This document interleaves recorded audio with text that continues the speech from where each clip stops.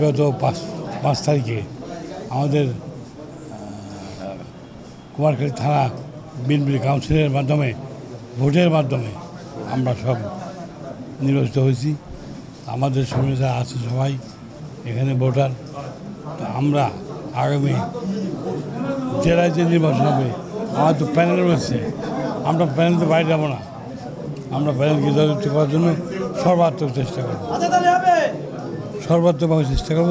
ইনশাল্লাহ আমরা জয়ী হব। প্রিয় ইলেকট্রনিক্স মিডিয়ার সাংবাদিকবৃন্দ এবং আমার প্রাণপ্রিয় দল জাতীয়তাবাদী দলের নেতা এবং কর্মীবৃন্দ, আসসালামু আলাইকুম। তারেক রহমান আমাদের দেশনায়ক তার ৩১ দফায় যে দলের মধ্যে বিএনপির মধ্যে যে গণতন্ত্র রুট লেভেল থেকে ওয়ার্ড পর্যায় থেকে ইউনিয়ন থেকে থানা থেকে জেলা পর্যন্ত যে গণতান্ত্রিক পথে আমাদের নেতা নির্বাচিত হচ্ছে, সেই ধারায় আগামী সংসদ নির্বাচনে অব্যাহত থাকবে এবং আমরা এই গণতান্ত্রিক পথেই দলকে পুনর্গঠিত করব এবং দেশের ক্ষমতা আমাদের আসবে বলে আমরা আশা করি। গত 5 তারিখে বাংলাদেশ জাতীয়তাবাদী দল বিএনপি কুষ্টিয়া জেলা শাখার কুমারখালী উপজেলা শাখার দ্বিবার্ষিক নির্বাচন অনুষ্ঠিত হয়েছে।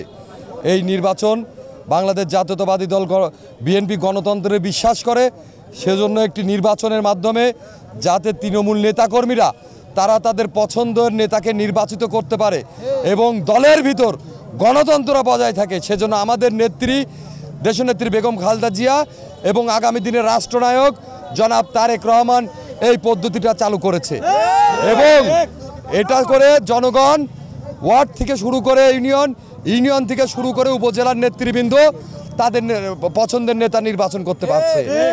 বাংলাদেশ জাতীয়তাবাদী দল গণতন্ত্রের বিশ্বাস করে, বাংলাদেশ জাতীয়তাবাদী দল অতীতেও গণতন্ত্র বিশ্বাস করে, নির্বাচনে বিশ্বাস করে, সেজন্য এই নির্বাচনের মাধ্যমে দলকে সুসংগঠিত করছে।